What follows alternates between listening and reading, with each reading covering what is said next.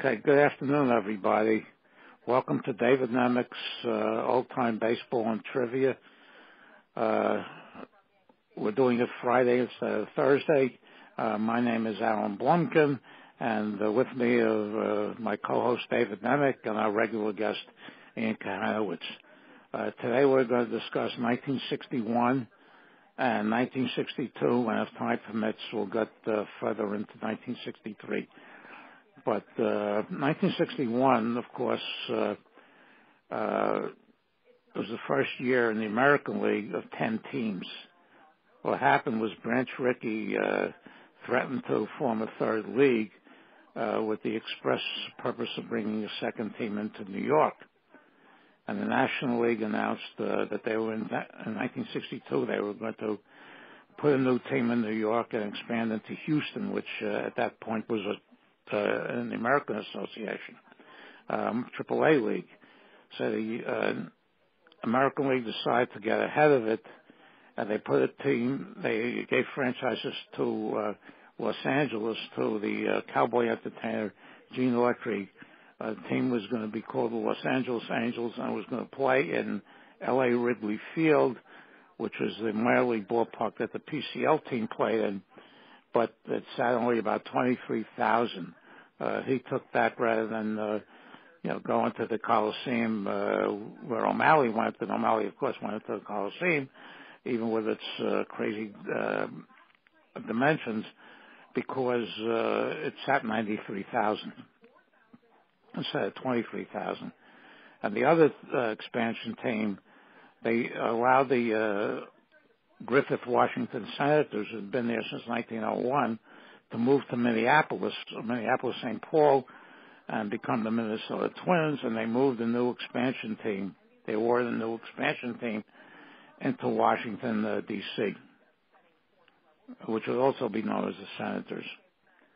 So the National League in 1961 would play with 8 teams, the last year of the 8-team league, and the American League would play with 10 teams, and their new scheduling was every team would play every other team in the league 18 times instead of the 22 times, which was the scheduling under the 154-game regime. But so, the National League retained the 154-game schedule in 61, and the American League, really for the only time, I believe, in the 20th century, there were two different major leagues where the two leagues played different size schedules by design, not because of cancellations or premature stoppage to the season as happened in 1918. And so what happened, of course, with the expansion, 2 more teams that they brought, as every expansion has done, brought quite a number of pitchers who did not belong in the major leagues.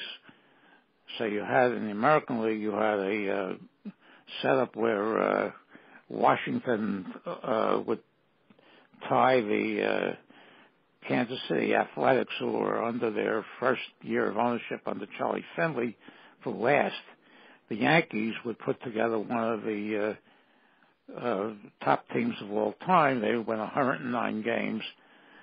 They would beat the Detroit Tigers, who made a very unexpected strong showing, with 101, and they would win the pennant by 8 games. Of course, that season was capped off by the Mantle and Maris chase of Babe Ruth's record.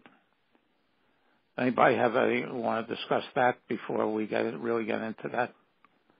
Yeah, it's pretty early in the season. It became clear that Mantle and Maris were going to be in a battle, not only for the home run title, but perhaps even to break Babe Ruth's single season record. So this was something that people were attuned to probably as early as July 1st. And Mantle was expected to walk away with it in the end, but Mantle wasn't in the best of health. Had a couple of injuries, and pretty soon it was Maris that took over the lead. And an illustrious season for Roger, but in the end, it was also a very brutal season for him. Because whereas if Mantle had conducted the chase himself, people would have probably been rooting for him, even though a lot of them didn't want to see the Babe's record broken. But Maris was an outsider. Maris was not as popular as Mantle, and really outside of New York, and maybe not even in New York, very, very few people wanted to see Maris break the record. And Commissioner Ford Frick on July 17th of 1961, like Dave mentioned, he saw that this was going to happen, and he decreed that Babe Ruth's record of 60 home runs in a 154-game schedule cannot be broken unless some batter hits 61 or more within his club's first 154 games. And also on August 22nd, Maris becomes the first player to hit his 50th home run of the season in the month of August in a loss to the Los Angeles Angels 4-3. Well, Maris, I remember that very, very vividly. Maris went through hell because he, was personally not equipped to handle, that kind of publicity and that kind of press. He was also, a comparatively low average hitter. And he would get questions all the time. What's a 260 hitter like you doing chasing this record? The Yankees front office did not protect him, and every day, for the entire summer, he would go through the same questions from the same reporters, and it drove him crazy. He was actually losing hair, and he was a smoker, and he started smoking a lot more during that particular time frame. And I think that the combination of the stress and the smoking, wound up leading to his early passing at the age of 51 in 1985. But he really went through hell. And the American League had 6 players that had tremendous power years. Besides Mantle and Maris, they had the Tigers had Norm Cash, who won the batting title with a 361 average and never came close to hitting 300 before or after that. Al Kaline, Rocky Colavito, who hit 45 home runs. The Orioles had Jim Gentile, who came out of nowhere, hit 46 home runs and driving 141 runs. And the Twins had Harmon Killebrew. So there's a lot of home runs. The ballpark in Los Angeles, the L.A. Wrigley Field, was a bandbox and was responsible for quite a number of home runs during the season. I believe that Jim Gentile, as a visitor, hit 8 home runs in that place. Yeah, it was a very weird season. Yeah, and we'll get into the National League in a minute. And you had the 2 big pitchers in the league that year. Wade Ford, who was not pitched in really any sort of a rotation under Stengel, started pitching every 4th day under Ralph Houck, and he won 25 and lost 4. And, wound up winning the Cy Young Award that season. And the other big pitcher in his last good year, and we'll get into that a little bit later, the Tigers' Frank Larry, who had a reputation as a Yankee killer, won 23-9 for the Tigers that season. And outside, Baltimore had a fairly decent year, but after Baltimore, the rest of the American League was very mediocre to bad. The Tigers. Yeah, and we should mention that the Indians actually started off very well, and it set a trend because the Indians during the 1960s usually were in or very near first place when May came into an end, and then they would do a June swoon. And in 61, they were still in very close contention heading into July, and they finished ending up. I think they finished below 500. After July 4th, they were well below 500, and not even close to the first division. Yeah, we should also mention that the first-year expansion Los Angeles Angels wound up eighth, finishing substantially ahead of I think 9 games ahead of the expansion Washington Senators and the Kansas City Athletics, who tied for ninth and last with a 61 and 101 season. And the National League Two had its dregs that year, even though it was the Phillies. We've done it to the 1961 1961 Phillies, who were a team that very few people remember because of the 1962 Mets. But there's the very Phillies good... heading into September. They began on the morning of September 1st, they were playing 287 ball, and they were threatening their own team record for dismal performance. And they seemed destined to lose it. They looked like they could lose 115 games easily without any problem. The big surprise that year was the Cincinnati Reds, who really came out of nowhere to win the National League pennant. The Pirates, who were defending world champion, due to an injury to Vernon Law, which essentially took them out for the season, and subpar years by a number of their other players, including Bob Friend and Bill Mazeroski and Dick Grote, wound up in 6th place. They had really no staying ability to repeat, and the Braves, who were their apparent, got worse. I think they brought in Charlie Dressen as the manager, and Charlie Dressen did what he did with the Dodgers. His teams underperformed, even though he won 2 pennants with the Dodgers. The Giants were somewhat in disarray. The second place team that year with the Dodgers, who actually made a challenge into September, and they pushed the Reds to some extent, but the Reds won the pennant fairly comfortably. They were led by Frank Robinson, who would win the first of his 2 MVP awards, and Vada Pinson. And their pitchers were led by Joey J., who was a former bonus baby with the Braves, who was a 20-game winner, Jim O'Toole and Bob Perky, and they had 2 very good relievers, Jim Brosnan and the author Jim Brosnan and Bill Henry. Two very big factors helped the Reds. They had an excellent manager who died very young, Fred Hutchinson, a heavy smoker and contracted lung cancer still at a very young age. Otherwise, he might be in the Hall of Fame because he was an excellent manager, one of the few pitchers in the latter part of the 20th century to make a good major league manager. Tom Lasorda was another one, even though he was never much of a pitcher in the majors. But Hutchinson and the Reds also had a terrific record on the road. They were a very strong road team, and they may have even done better, I'm not sure, away from home than they did at home. And anyway, it was very close. And those 2, I think, were the biggest factors in their. And one of the things that deserves mentioning with the Maris situation was the reason that one of the reasons that Ford Frick made that decree of 154 games, because he was Babe Ruth's ghostwriter for quite a while.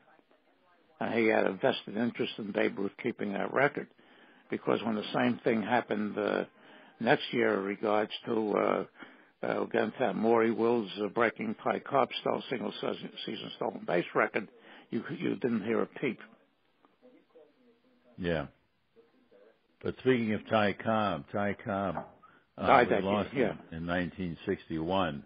He started the year actually as a coach with the Angels, and did pretty well. The team liked him. He was helping out quite a bit, but then his health failed very quickly, and I think he died in July of that year. Yeah. And from what I understand, there were very few baseball people at his funeral. I think one of the former players who went there and who would pass away the next year was Mickey Cochran, who he had helped financially during Cochran's later years. And also, I believe, the New York Mets Baseball Club, they get a certificate of membership from the National League and from Warren Giles, and they'll be starting. Can you speak up a little bit? Oh, all right. The Mets, the ball club, they get a certificate of membership from the National League. President Warren Giles that March, which means that the next year the New York Mets would come into being. And I found this interesting. Fidel Castro, a Cuban government, abolished professional baseball and ended the Cuban League, which started back in 1878, and the new Serie Nacional de Baseball is established in Cuba. Well, also the International League pulled the Havana Sugar Kings franchise out of there, I believe, in 1960. Yeah, they had several serious incidents, including there was a shooting of gunfire, in the stadium. And I think a player was shot, if I'm not mistaken. Yeah, a player named Gene Verbal got hit in the helmet. Yeah, it got a little bit scary. That saved him. Yeah, but another interesting feature in the International League, a lot of fans don't realize this, but Luke Easter, who had come to Cleveland in the early 50s, late 40s actually, into the early 50s, his age was given as like 27 or 28 when he came up. He was really closer to 35. And, after the 53 season, Easter was pretty much sent to allowed to finish his career in the minors in the International League, and nobody expected him to do much, but he turned into a very, very prominent slugger in the International League, and played into probably almost into his 50s, and still played first base and was among the slugging leaders each year. I think I'm not sure whether he finished in. Well, his baseball cards around there. Gave 1921 as a birth year, and it finally became accepted that his actual birth year was 1915. Yeah, 6 years he managed. Yeah, Bill Bruton was also the same. He was another one that they had 1929 down, and his actual birth year was accepted as 1923. And Sam Jethro, who was the first to Boston Brave, faded out of the major leagues after 1922, and nobody could understand why he was 31 years old and did it, and he was actually 37. Yeah. And so a lot of them, a lot of the number of the black ball players shaved their birth dates so they could play in the major leagues, and they wouldn't be looked at as the 35-year-old rookies. Yeah, nothing has ever really been written about that. How many did it, and how many got away with it, and how many must wish in retrospect that they had tried it. Guys like Archie Wilson, who were really an excellent. Artie Wilson, yeah. Artie Wilson. Yeah. Artie Wilson was ironically, when the Giants brought up Willie Mays, Artie Wilson was sent out to the Coast League by the Giants. Yeah. And Ray Dandridge was another one. Yeah, Ray Dandridge. He won the MVP in the American Association because of his age. He was never given it, even one at that. Yeah. Yeah, that was tragic, I thought. But, Negroes, started to come in, and by, 1961, every team was integrated. Let me ask you guys two questions. But the National League already had gotten a jump on the American League. Oh yeah, By 61, the All-Star squads each year started to reflect the depth of black baseball talent in the National League as opposed to the American League, which was even though all the teams were integrated, they still didn't have the impact players, nearly the number of impact players the National League teams did. And the home run championship in the National League, home run RBI championship in the National League in 1961 was won by the Puerto Rican star of the Giants, Orlando Cepeda. And the first of four batting titles was won by Roberto Clemente, who basically was the only he and Dick Stewart were the only Pirates to perform at all that season of any, with any distinction.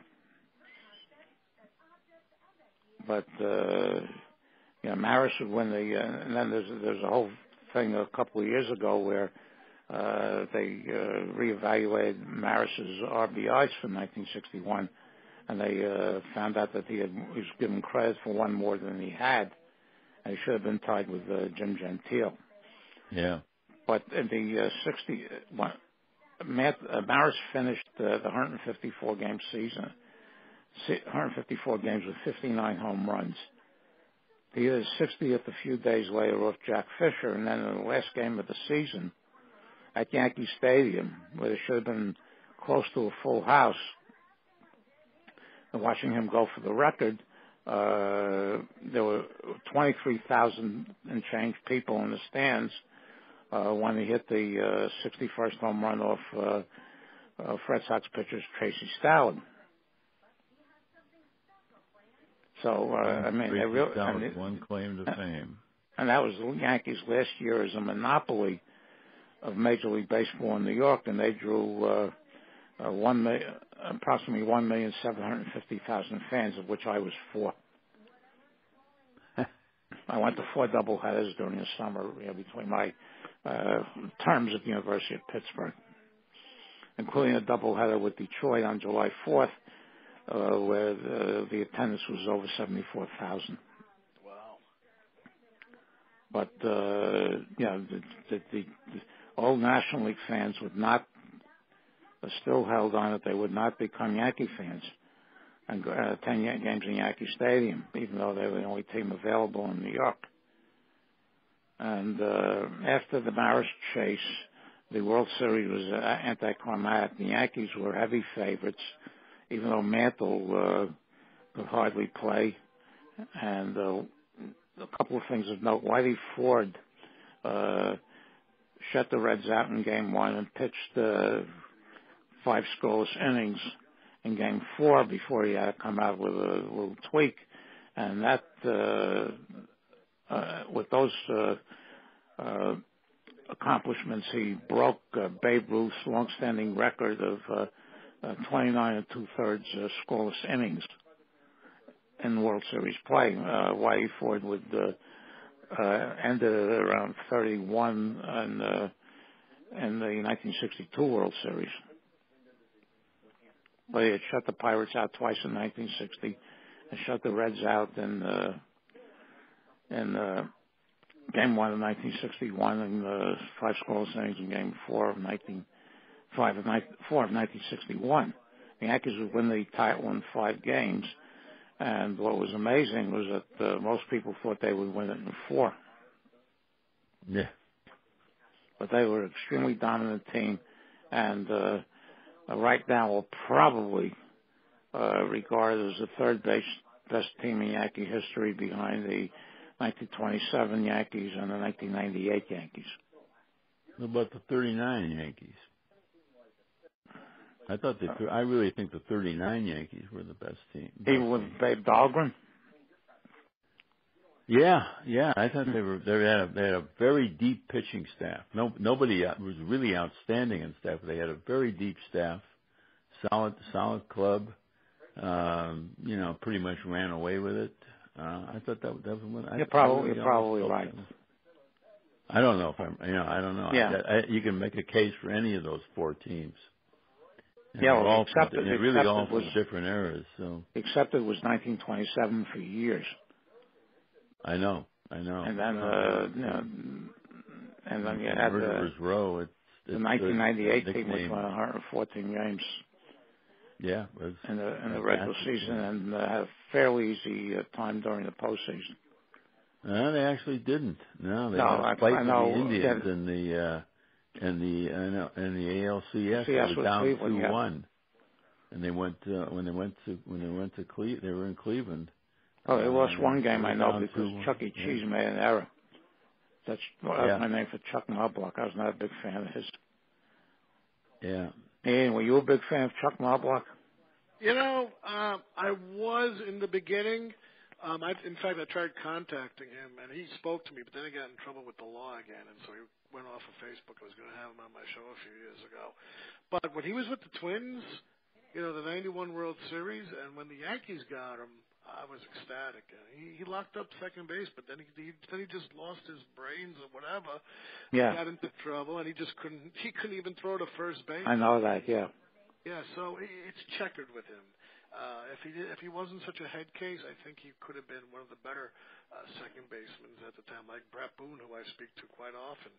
So, So now we get to 1962. Oh, just a few questions, guys? Yeah, sure. Yeah, because this is important. You guys know this more than I do. I just want to say two things. Number one, in 61, Sandy Koufax emerged.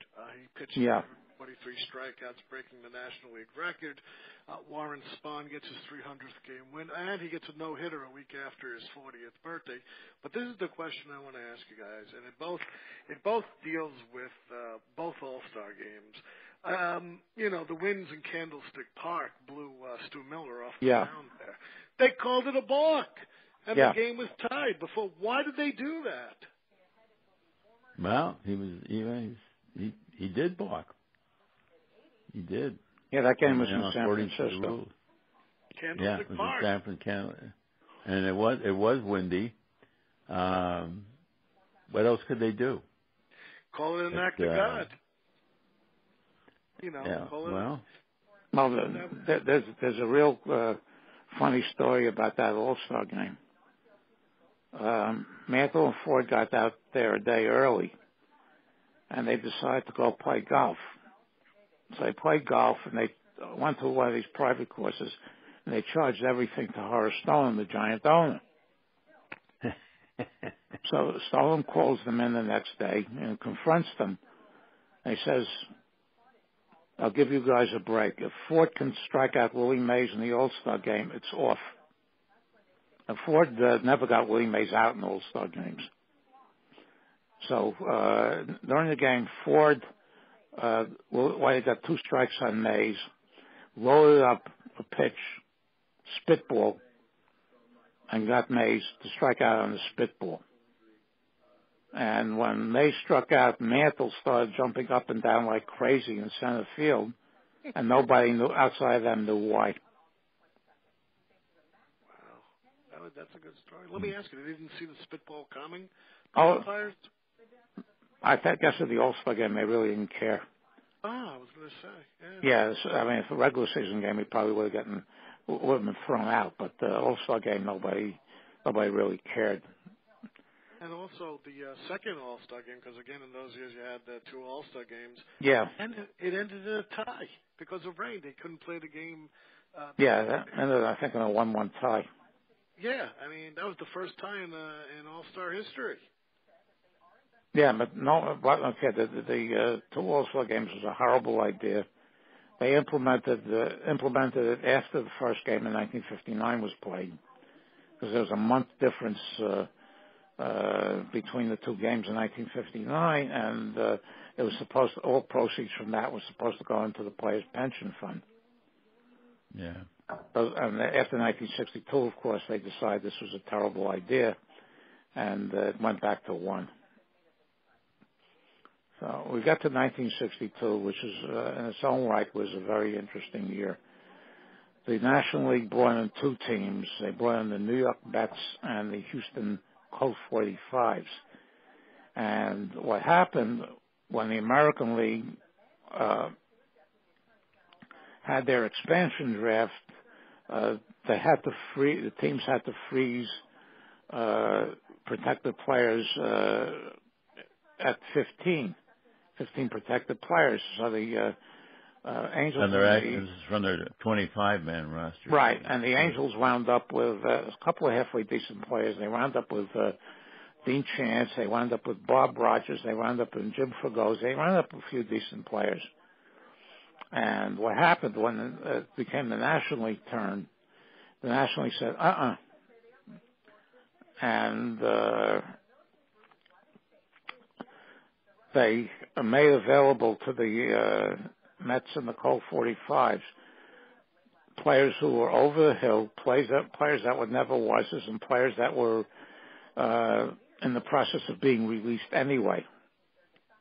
So the expansion draft in the National League, when the Mets had their expansion draft, the first player they took was a backup catcher by the name of Hobie Landreth, who had played for a number of National League teams and was really no great shakes. And when they took him, they asked Casey Stengel, who had been hired to manage the Mets, about him. Says, "Well, you need a catcher. If you don't get a catcher, you'll have a lot of pass balls." But this was an example of the talent that was available.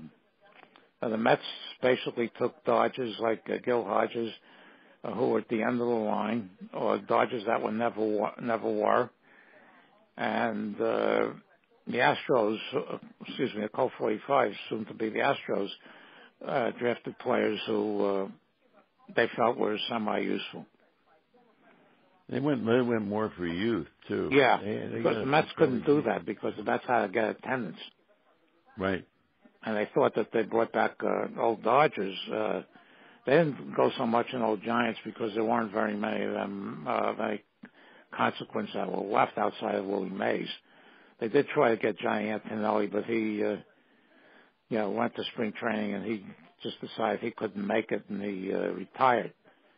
In fact, the only other ex-New York Giant that played for the Mets at any point besides Willie Mays was Ed Brosseau. Yeah. I told this to Brosseau when he was at the Sabre Convention in 1998 in San Francisco. He said he didn't know that, and he actually thanked me. And so the Mets turned out to be, somebody asked Stengel where the Mets would finish, and he said in Chicago on September 30th. Yeah, he knew what he had there, and it wasn't very much. They would turn into a legendary team. Okay. They outpaced the 1961 Phillies, who, as I said earlier, were a very, very terrible team that has not gotten the recognition it's deserved. They won 47 games, lost 107.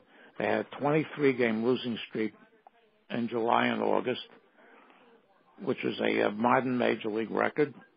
And this team was, even as bad as this team was, Choo Choo Coleman, who would become a legendary figure with the 62 Mets, could not stick with the 1961 Phillies. He was sent to the minors by then. And this team was just absolutely brutal. And they would improve so much in 1962, they would wind up winning 81 games because they beat the hell out of the two new expansion teams. The pennant race in the National League that season was another wild one. The Pirates made an early run, coming back from the debacle of 1961. The Reds, who were defending champions, made a good run, but it came down to the Dodgers and Giants.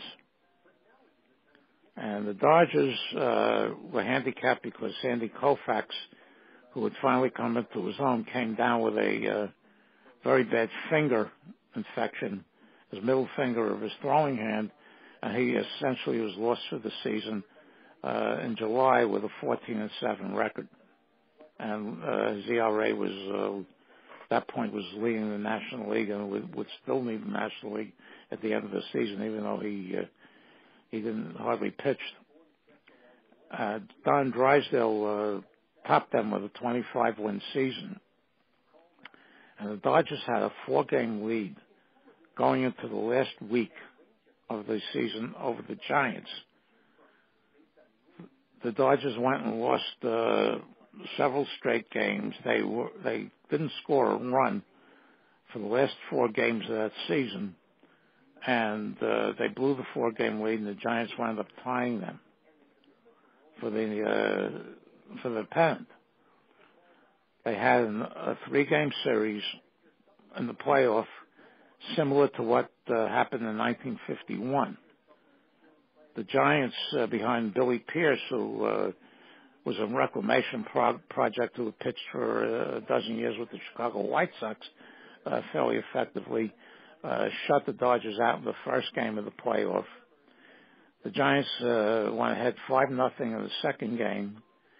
Dodgers got 7 runs in the 5th or 6th inning. The Giants tied them, and Dodgers wound up winning 8-7 in a 9-inning game that took over 4 hours. And at that point, set a record for the longest 9-inning game ever played. The Dodgers took a 2-run lead into the top of the 9th in Game 3. And just as happened 11 years before, the Giants would come up with 4 runs in the top of the 9th. Not as dramatic as the Bobby Thompson home run. This was on a lot of base hits and a lot of walks and a couple of errors mixed in. And then they brought in Billy Pierce to close out the 9th inning, and they beat the Dodgers in the 3rd game of the playoff and wound up getting into the World Series. Either of you have had any remembrances of those games?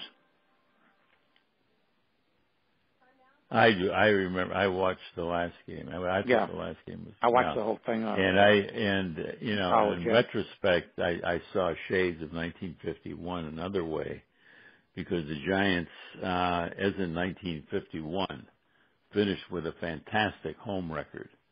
I think they would finish 60. They finished 61-21 at home, and a very mediocre road record, 42-41. And whereas the Dodgers were, a good home team and a good road team, but not spectacular in either case. And also giving them a pretty hard fight down to the wire were the defending champions Cincinnati Reds, who, unlike 1961, where they did very well on the road, fell apart in the road pretty much in 62,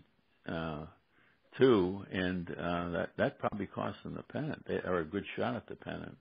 Yeah, well, also we should mention that that was the season the Dodgers, Walter O'Malley finally got his dream park built, which they're still using today, and after 4 years vacated the LA Coliseum and played in the ballpark with major league dimensions. Yeah, and I don't remember. I don't know what the park was like in '62, but I've been to the park in much more recent years. I don't think it's changed much. I don't think it's changed. That's what I was going to say. Yeah. Unlike other parks, they were extant as far back as '62. I don't think the Dodgers Park has changed in any meaningful ways.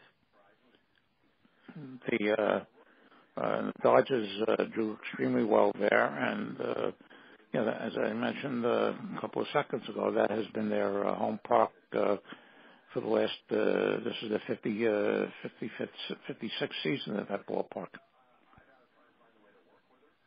The Mets, on the other hand, went into the Polo Grounds, and they became the 3rd major league team of the 20th century to call the Polo Grounds their home field. The Giants, of course, and the Yankees were there from 1913 through 1922, and the Polo Grounds came back into play with its crazy dimensions.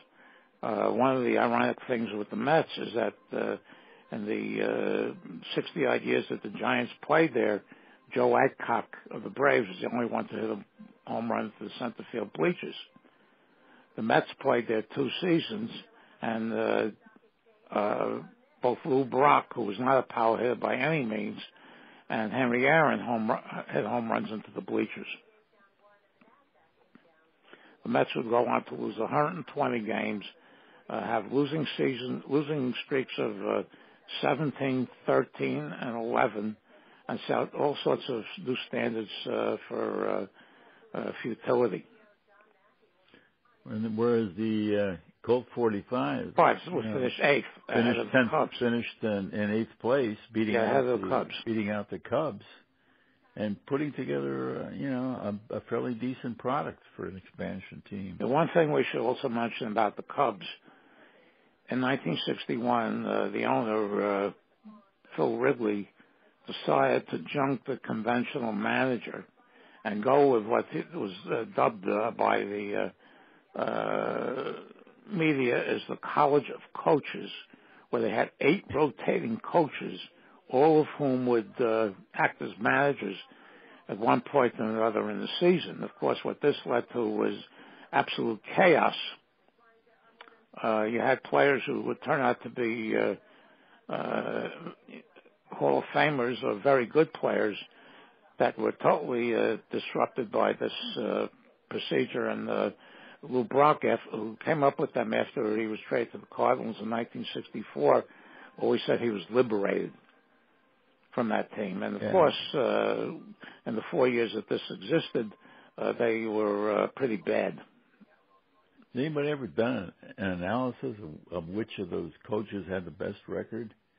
No, it could be done, fairly easily. I guess there's records of who was the acting manager on what when. particular day, but I've never seen it. When I talked to the lady Gold about this years ago, he said there was just total chaos.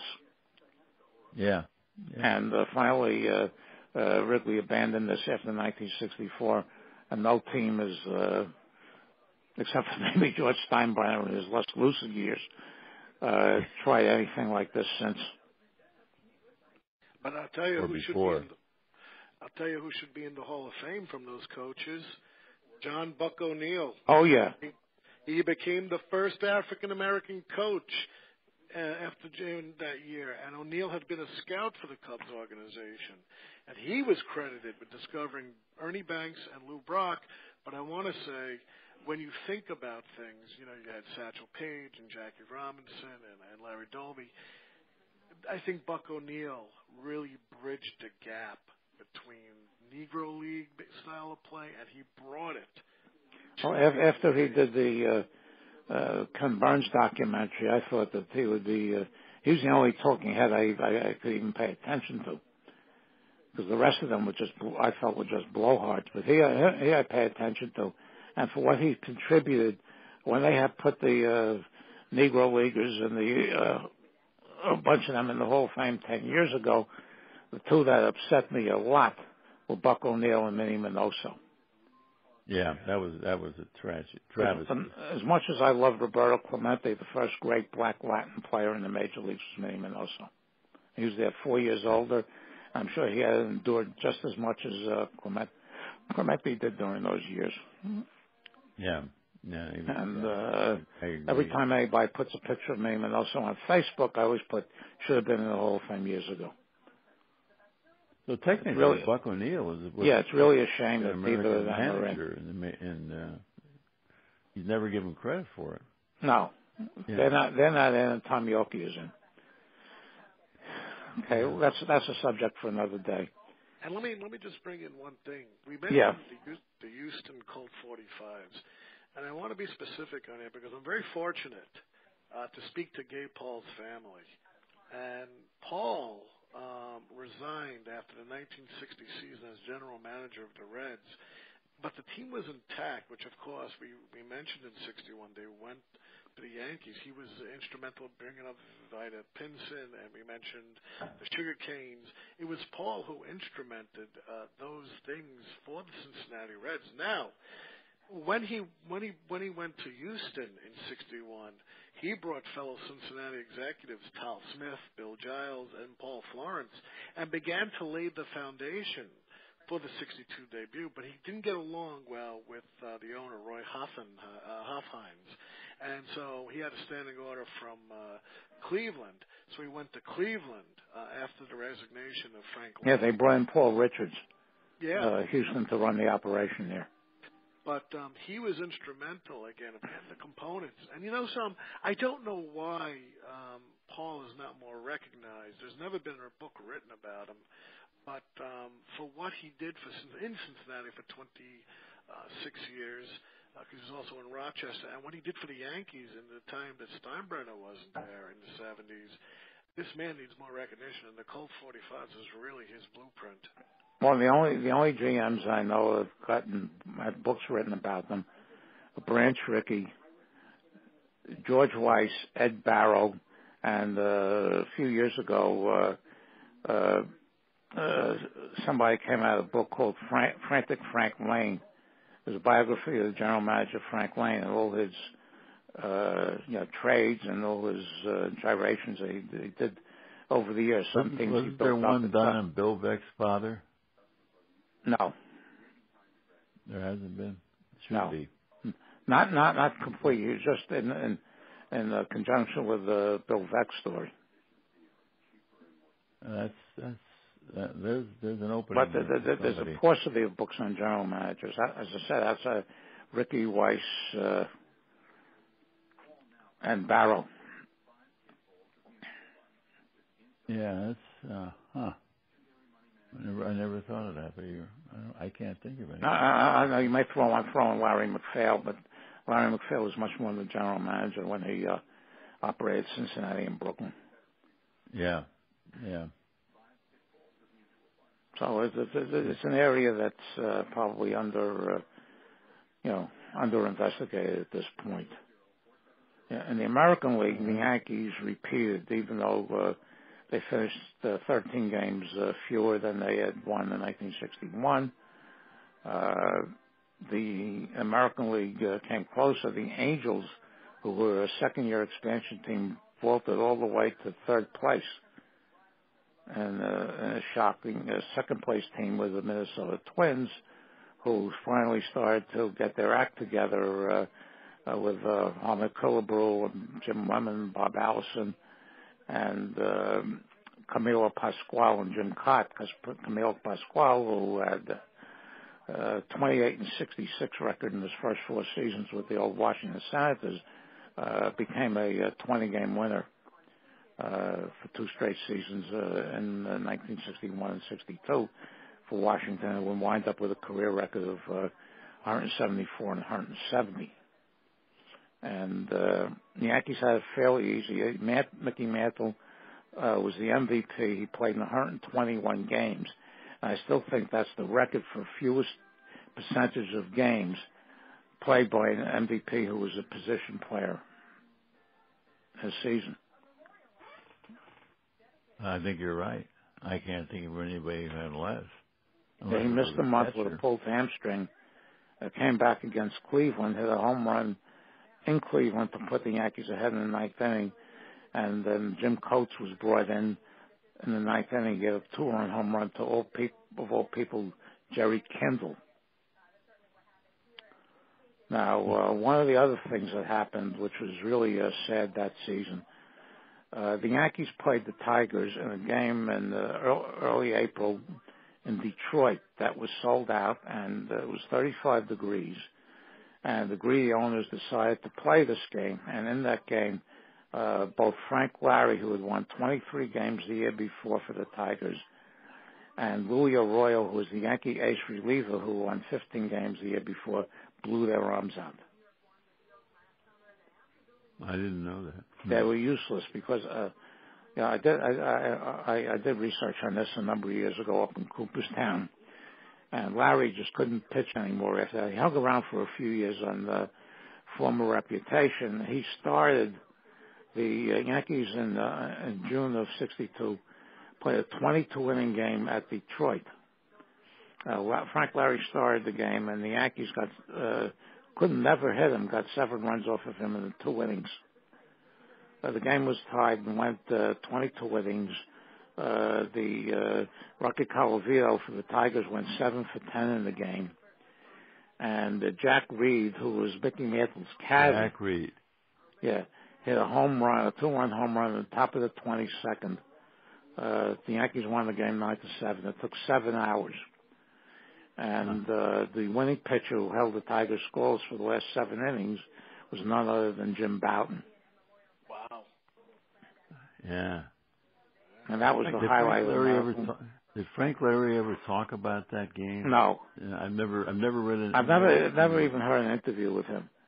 No, I haven't either. He was a 2-time 20-game winner and was a solid, workhorse for the Tigers over 6 or 7 years. And after that game, he was just absolutely Yeah, he was still in his early 30s. His arm totally went. And go on to win 200 games. And he tried to hang on with the Braves, twice with the Mets, and he just couldn't do it anymore. Yeah, the Royal faded out of the American League. I think after 1962, he just couldn't pitch anymore either. And it was the greed of the Detroit ownership at that point that caused that game to be played. Yeah, that was a crime. Mm. And the Yankee pitching star that year was none other than Ralph Terry, who won 23 games and lost 12. Whitey Ford missed some time and wound up winning 17 games. And Ralph Terry would go on to win the seventh game of the World Series. The Giants played the Yankees in the World Series. And each team won alternate games. The Yankees won 1, 3, 5, and 7. The Giants won 2, 4, and 6. The Giants were paced by Jack Sanford, who was a pitcher they acquired from the Phillies a couple of years before, who went on to win 24 games that season. Yeah, he would never see a season like that afterwards. And how many days did that series take to play? It took all the rainouts. Because there were a lot of rainouts. There was a rainout here in New York, which postponed Game 3, and then there was several days of rain out in San Francisco. I think there was a gap. It's very unusual for that time of year. A gap of like 4 days, almost like what happened in 1975. There's a gap of about 4 days where they couldn't play because of the rain out in San Francisco. Yeah, early October, generally the weather's at its best in San Francisco. That was neither Mays or Mantle had any sort of series. That was the first time they had met in the World Series since 1951. And it came down to the last game. The last pitch. The last pitch where the Yankees were ahead 1-0. In the ninth inning, the Giants put 2 men on base. First, on second and third, the fly ball was hit out to Roger Maris, who made a tremendous throw, which held the Giant runners at second and third. And the Giants, the Yankees got Willie Mays out, and then they had a choice of whether to have Ralph Terry pitch to the left-handed hitting Willie McCovey or to the right-handed Orlando Cepeda. And they elected to pitch to the left-handed McCovey. And it looked like a mistake. It looked like a mistake. McCovey had a line drive, which Bobby Richardson, the Yankee second baseman, made an extremely tough catch on, and the Yankees held on to win the World Series. And for years, Charles Schultz, who drew peanuts, would have Charlie Brown wailing, why couldn't McCovey have hit that ball a foot higher? Or 6 inches lower, and the Yankees won their second straight series, and that would turn out to be the last series that the Yankees would win for the next 15 seasons. I still think that's the most breathtaking end to a World Series ever, including the Mazeroski home run, because when that ball was hit, it looked like 2 runs, and the Giants win the series. I remember watching it on TV, and there wasn't replay in those days like there is now, or you would have seen it 9 or 10 times in the space of the next. The Robinson pop-up in 1972 that Martin made that shoe-top catch on was in the 7th inning. Yeah. Yeah, that would have been 3 runs if he hadn't gotten to that one. Yeah. But I think you're right, and it was a really, really wild World Series. In 1962, one of the big feats was Maury Wills stole 104 bases, which broke Ty Cobb's single season of 96, which he had set in 1915. The modern record, anyway. Modern record, and as I mentioned earlier, none of the flap over that was made. What similarly happened to Roger Maris the year before. Tommy Davis hit 346 for the Dodgers and became I believe, the last National League player to drive in over 150 runs in a season. Yeah. Yeah, he had an amazing year. Amazing. Yeah, and it would be the last year for a long time because after that season, the brilliant owners of baseball decided to widen the strike zone and bring in what I call the second dead ball era from 1963 through 1968, where pitching would be totally dominant and hitting would decline to a point in 1968, which made it almost impossible to follow. Yeah. And you have any comment? I realized myself losing interest year after year after year, more and more and more, and that was. Yeah, and the hitters. Yeah, and I didn't even realize what was going on at the time. It was very subtle at first, and then it became rather. And the hitters, some of my hitters like Billy Williams and Veda Pinson and Tony Oliva, Billy Williams, there were a whole bunch of hitters that put up numbers during that particular era that had the mound the mound height at the strike zone been where it normally was, would have had a lot bigger numbers, and some of them would have had a lot better claims to being in Cooperstown.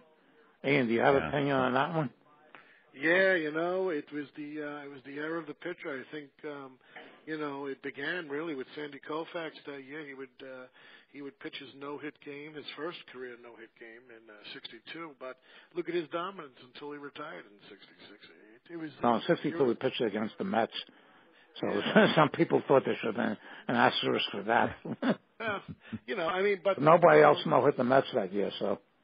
Yeah, I wonder, but it begins this dominance. Yeah. Oh, he had a lot of dominance. You had Bob Perky, 23-5, Jack Sanford, 24-7. You had quite a few pitchers who never really, had those kinds of numbers, before or afterwards. Have records that were totally outside their normal standard of performance. You had Marichal, you had Gibson. They were coming in and they would be down.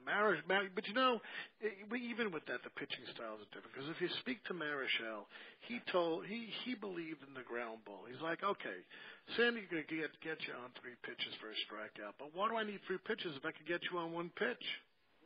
So, pitchers really had the monopoly of those years, ending in '68 with, both Gibson having a 1.12 ERA, which we'll talk about, and we have Denny McLain winning 31 games. So, every game that year seemed it was 2-1, 1-0. Yeah. And frankly, it bored the heck out of me, and that is the year that season. In all these 66 years I've been following the sport, was the worst year of following for me. I just got totally bored. I went to a couple of games up in Yankee Stadium, and the Yankees as a team that season won 83 games and hit 214 as a team. So we'll get into that further down the road, but I think a lot of people were turned off by 1968. The only saving grace that year was the World Series. Yeah. But, okay, I don't think we have enough time to get into 1963 and 1964, so we'll save that for the next time. Okay, either of you want to add anything to this? I think we covered the 2 seasons pretty well, and they were interesting seasons. And in retrospect, they were. Given what happened for the rest of the decade, they may have been 2 of the most interesting seasons. Yeah. Oh, by the way, one last anecdote. When I interviewed Dick Groat in 1985, he had never played in the minors. So I asked him what the worst major league park he ever played in, and he said hands down it was Colt Stadium. He said really? Mosquitoes were like horses. And even though you sprayed yourself with spray going out there, that said that you'd be sweating by the second inning. And he said that we were lucky we got out of there after 3 days. And general managers to threaten recalcitrant ball players to send them there. It was sort of like Green Bay and the National Football League before Lombardi arrived there. Yeah. It was not the place where you wanted to play 81 games a year. That's hot. No, it was hot. It was miserable there. I remember. I do remember that. Yeah.